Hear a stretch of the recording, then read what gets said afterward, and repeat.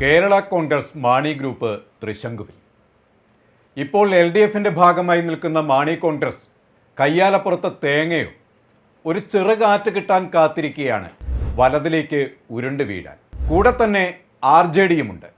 കഴിഞ്ഞ ലോക്സഭാ തെരഞ്ഞെടുപ്പിൽ സീറ്റ് നൽകാത്തതും പാർട്ടിയുടെ ഏക MLA ആയ KP മോഹനന് മന്ത്രിസ്ഥാനം നൽകാത്തതും കാലാകാലങ്ങളായി RJD പാർട്ടി ചെയർമാനായ MV ശ്രേയസ് കുമാറിന് രാജ്യസഭാ സീറ്റിൽ മത്സരിപ്പിക്കാതെ CPM സീറ്റ് ഹൈജാക്ക് ചെയ്തതുമൊക്കെ കടുത്ത അതൃപ്തിയാണ് RJDയിൽ ഉരുണ്ടുകൂടിയത്. എന്നും കർഷകരോടൊപ്പം നിന്ന് കർഷകർക്ക് വേണ്ടി വാദിച്ച കർഷക പാർട്ടിയാണ് മാണി കോൺഗ്രസ്.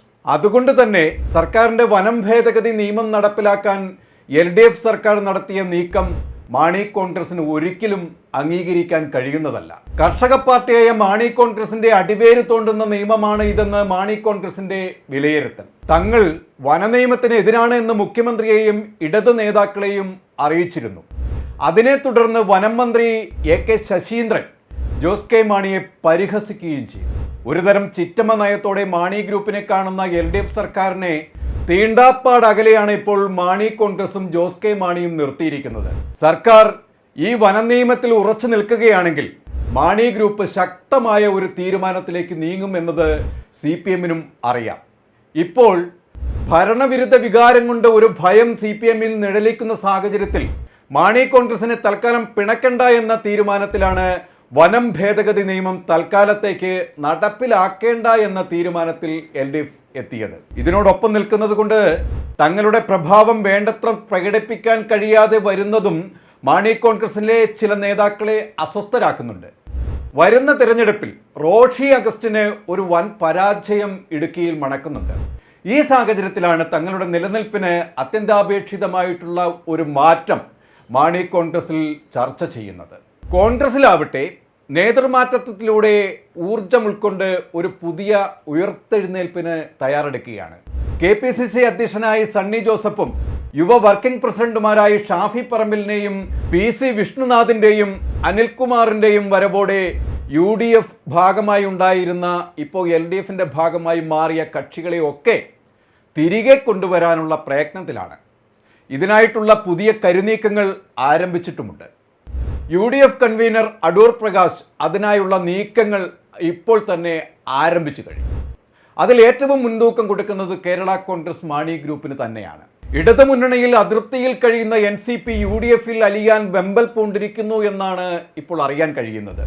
കഴിഞ്ഞ നിയമസഭാ സീറ്റുകളിൽ NCPക്ക് നൽകിയിരുന്ന കുട്ടനാട്, ഏലത്തൂർ സീറ്റുകൾ വരുന്ന തിരഞ്ഞെടുപ്പിൽ NCPക്ക് നൽകില്ല എന്ന സമീപനമാണ് LDFന്റേത്.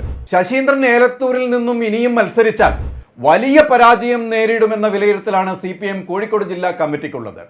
കുട്ടനാട്ടിലെ സ്ഥിതിയും വ്യത്യസ്തമല്ല.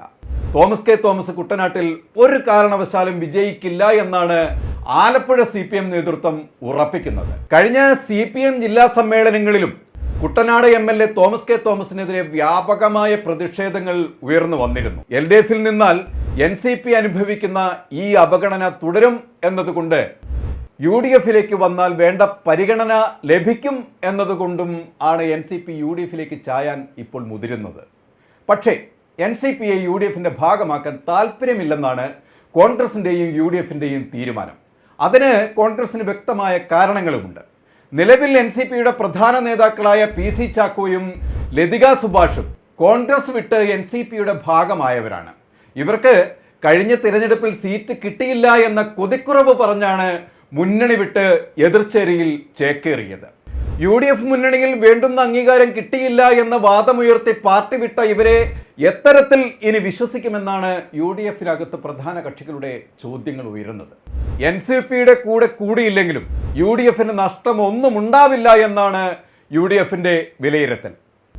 വരുന്ന തിരഞ്ഞെടുപ്പിൽ UDF അധികാരത്തിൽ കയറുമെന്നത് ഉറപ്പിക്കുമ്പോഴും സീറ്റ് നില ഉയർത്തുന്നതിന്റെ ഭാഗമായി തയ്യാറാക്കുന്ന തന്ത്രങ്ങളിൽ പാളിച്ചകൾ വരാതെ അതിസൂക്ഷ്മമായ വിലയിരുത്തലുകൾ നടപ്പിലാക്കി വരികയാണ് കോൺഗ്രസും UDFും. കോട്ടയത്ത് ഒരു പഞ്ചായത്ത് പ്രസിഡന്റ് സ്ഥാനത്തെ ചൊല്ലി UDF വിട്ട മാണി കോൺഗ്രസിന് കഴിഞ്ഞ 5 വർഷം കൊണ്ട് അവരുടെ ശക്തി കേന്ദ്രങ്ങളിൽ പോലും വൻ തിരിച്ചടികൾ നേരിട്ടുകൊണ്ടിരിക്കുകയാണ്.